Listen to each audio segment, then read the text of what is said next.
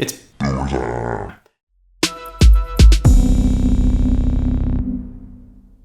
Today we'll be covering something I've been asked quite a bit on the channel, both directly and indirectly, and it's related to family dynamics in relation to privacy and security. The story can come up in a few different ways, but one of the things we'll talk about is assisting the older crowd.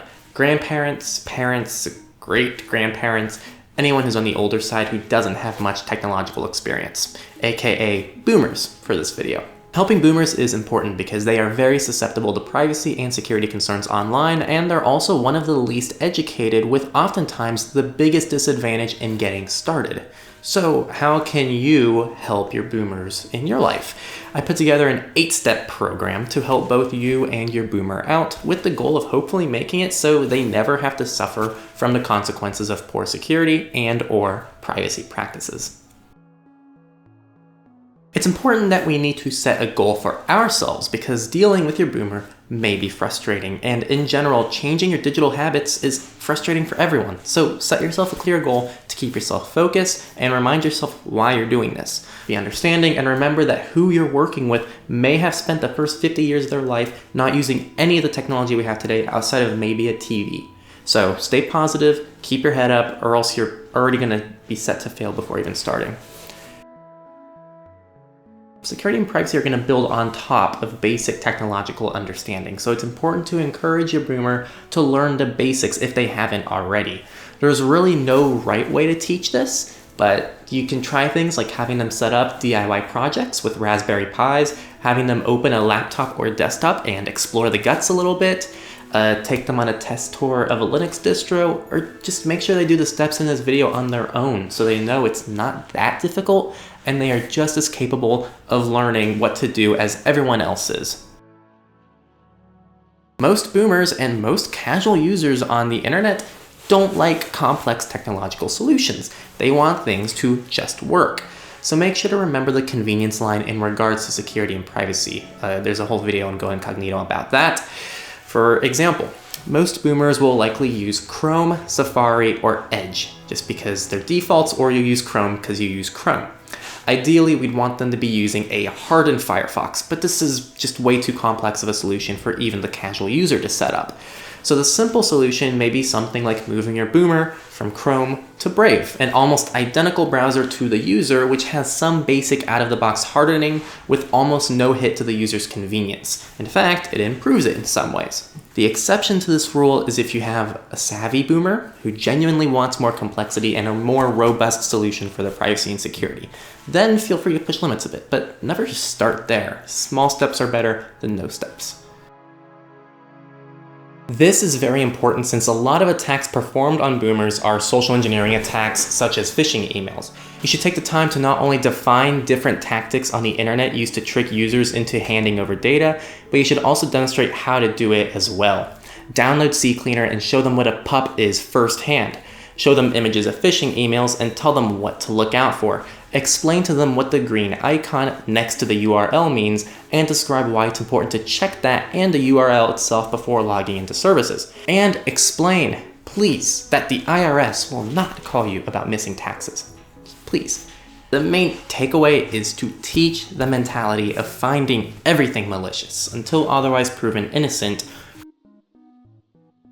Now, we can't expect anyone to delete social media altogether, but we can encourage and display our reasons for doing so.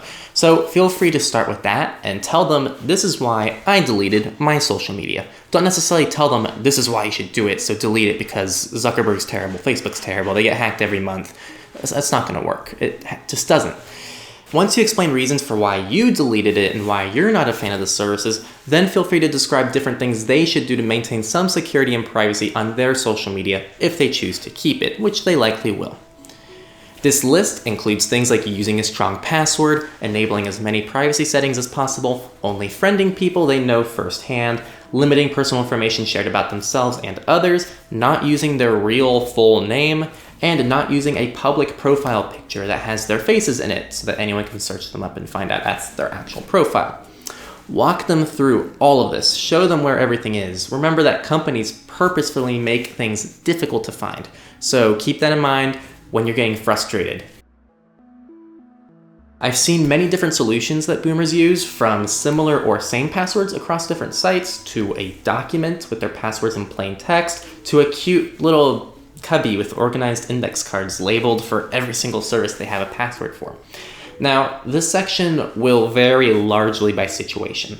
You may find that your experience so far has been great and they're open to trying new things. And if so, recommend using a password manager, Bitwarden.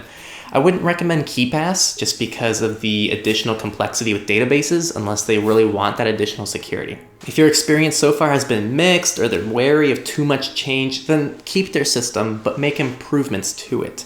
For the boomer that uses similar passwords across different sites, teach them some basic techniques like appending the site they're logging into at the end of their password for the site, and maybe adding some extra symbols for increased password strength. For the boomer that has their passwords in plain text in a document, teach them how to save the document in a password-protected format. For the boomer with an organized cubby with their passwords, move them over to not writing out a full password down on paper, but cryptic messages that only they will know. Here's a clip from Go Incognito explaining this a little bit.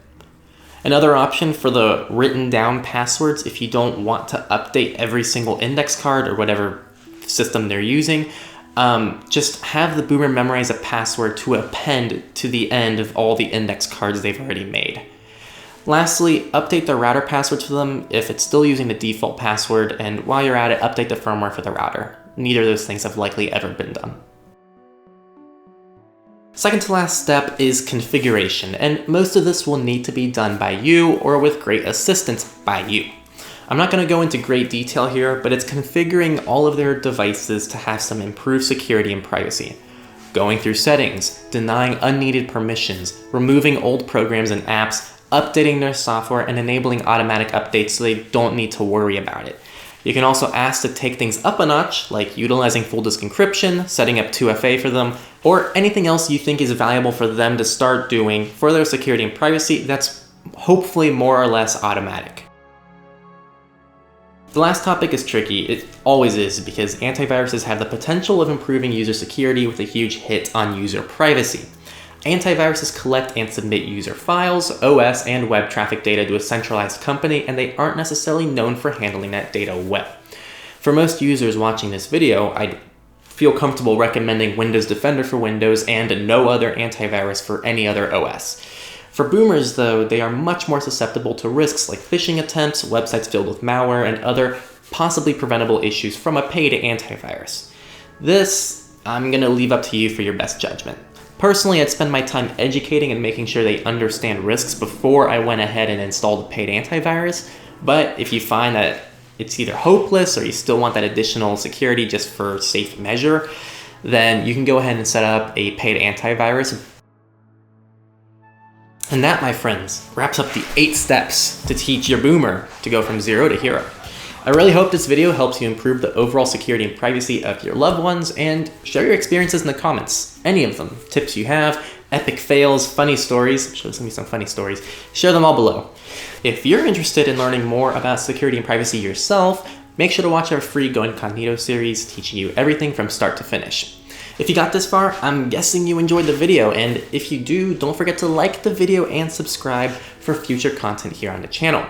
If you didn't like the video, well, comment why. I'm always looking for feedback. Thanks for watching, and have a lemuricious day.